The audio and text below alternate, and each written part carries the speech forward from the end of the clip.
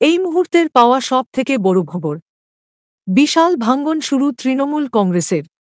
এমনই মন্তব্য করলেন বিরোধী দলনেতা শুভেন্দু অধিকারী। শুভেন্দু এও বললেন, তৃণমূলের একাধিক নেতা কর্মী এবার বিজেপিতে যোগ দিতে চলেছেন। ভাইপো অ্যান্ড কোম্পানি চিরদিন থাকবে না, বামেদের লক্ষণ সুশান্তর কথা টেনে আনলেন শুভেন্দু। পুলিশ দিয়ে যে সব সময় এই রাজ্যে বিরোধীদের কন্ট্রোল করা হয় এবং সেই কারণেই যে তারা আদালত থেকে বিভিন্ন সভার ব্যাপারে অনুমতি নিয়ে আসে, তা স্পষ্ট হয়ে গিয়েছে।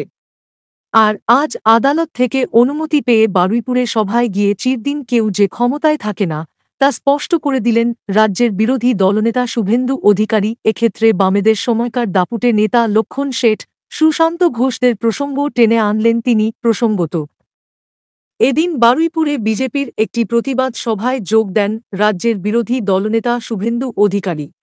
আর সেখানেই তিনি বলেন, আমি 1988 সাল থেকে রাজনীতি করি। এক সময় লক্ষণ শেঠ আমাকে বলতো, ঢুকে দেখ, পা ভেঙে দেব। ক্যালেন্ডার হয়ে গিয়েছে, সুশান্ত ঘোষকে দেখতে পাওয়া যায় না। আজকে আপনারা ভাবছেন এই ভাইপো অ্যান্ড কোম্পানি চিরদিন থাকবে? না, থাকবে না।